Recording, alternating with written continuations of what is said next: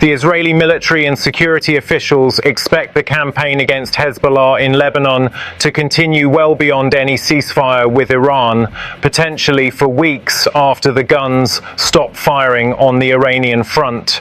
That report is confirmed by the public statements of every senior Israeli military and political figure who has spoken on Lebanon since March 2nd. IDF Chief of Staff Zamir said on March 5th the IDF will not desist until Hezbollah is disarmed. He said the campaign will not end before the threat from Lebanon is removed. He said Israel is operating on two fronts simultaneously and that both are one axis, the Shiite axis, the Iranian axis, and its proxies. Defense Minister Minister Katz said Israeli forces intend to stay in security zones in Lebanon indefinitely. Netanyahu is confirmed pursuing a full military solution to Hezbollah disarmament and has declined every diplomatic off-ramp offered since the fighting resumed on March 2nd. Here is the full confirmed picture of what Israel is doing in Lebanon, why it intends to keep doing it after any Iran ceasefire, what Hezbollah's confirmed position is, what Lebanon's government has and has not done, and what the consequences of an extended Lebanese campaign are for every party now trying to end this war. The ceasefire that broke down on March 2nd lasted 15 months and 1 day. The November 27, 2024 agreement signed by Israel, Lebanon and 5 mediating countries was confirmed, violated more than 10,000 times in the 12 months following its signing, according to the UN and the Lebanese Health Ministry, with the IDF conducting near-daily strikes on what it called Hezbollah targets, killing more than 330 people, including 127 civilians, throughout the ceasefire period. Hezbollah fired no projectiles into Israel during those 15 months. On March 2nd, 2026, 4 days after Operation Epic Fury began and the morning after Ali Khamenei was confirmed killed, Hezbollah launched its first barrage since the ceasefire, targeting a missile defense site south of Haifa.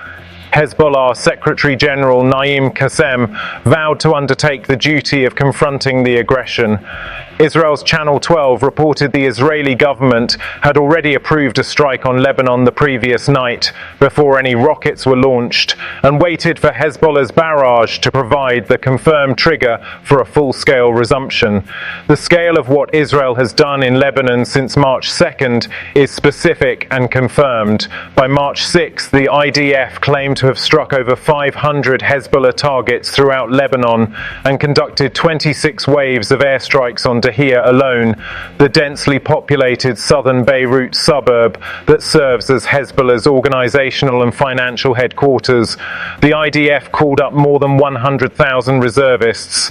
It deployed troops deeper into southern Lebanon beyond the 5 border positions it had occupied since the November 2024 ceasefire, moving into at least 9 additional towns in what it described as an enhanced forward defensive posture. The Lebanese armed forces withdrew from 7 border positions as Israeli forces advanced. Israeli jets struck Beirut's southern suburbs, eastern Lebanon, and the southern coastal cities of Tyre and Sidon in more than 250 confirmed strikes. The confirmed Lebanese death toll stands at 394 killed, including 83 children, and more than 400 wounded since March 2nd. Over 1 million Lebanese residents have been ordered to evacuate their homes. The IDF issued evacuation orders for everything south of the Litani River and for large sections of Beirut, including Dahia.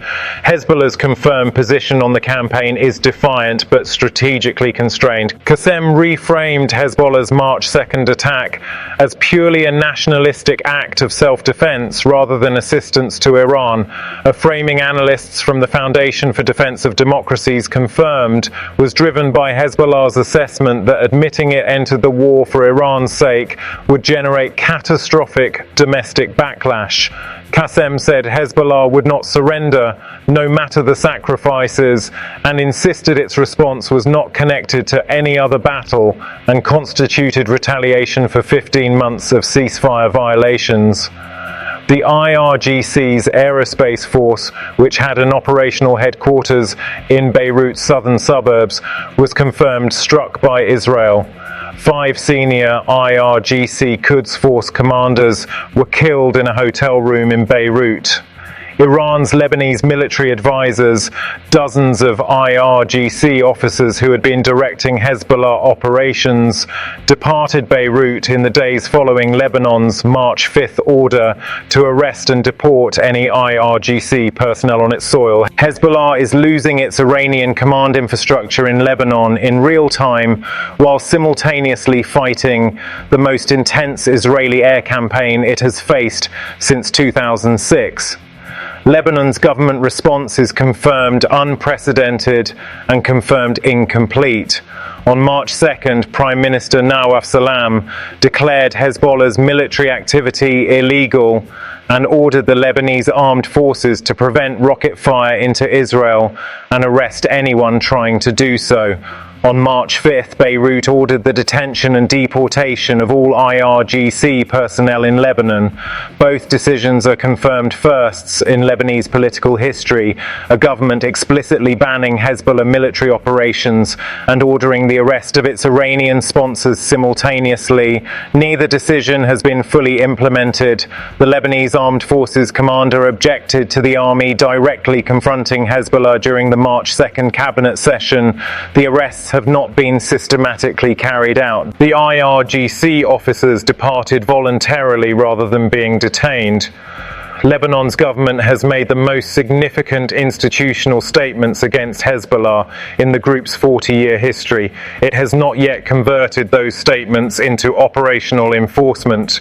The confirmed war consequences of Israel's decision to extend the Lebanon campaign beyond any Iran ceasefire operate on 3 levels simultaneously.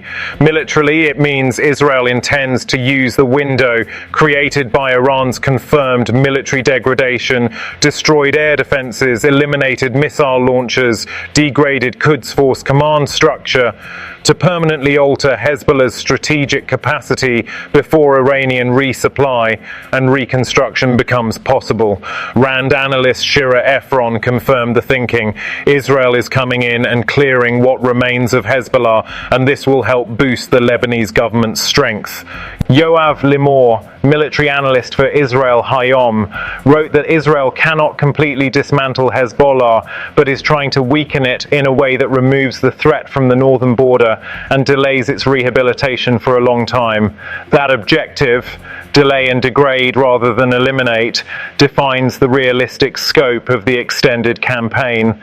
Diplomatically, the extension of the Lebanon campaign after an Iran ceasefire creates the most significant tension in the international response to this war. France, Lebanon's historical patron, has stepped in with confirmed ceasefire proposals for the Lebanese front.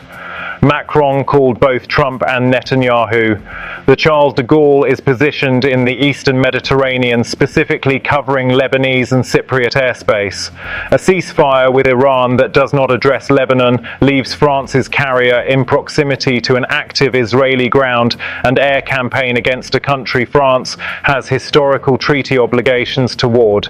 The US position has focused almost entirely on Iran. The Lebanon campaign has operated largely outside Washington's direct attention, while CENTCOM and the White House have managed the Iranian front. That gap between American focus on Iran and Israeli focus on Lebanon is where the extended campaign will play out. Hezbollah is nothing in Lebanon if it is without Iran. That is the confirmed assessment of INSS senior researcher Seema Shine. The Iran ceasefire Israel is planning beyond is the moment Israel intends to confirm whether that assessment is operationally true.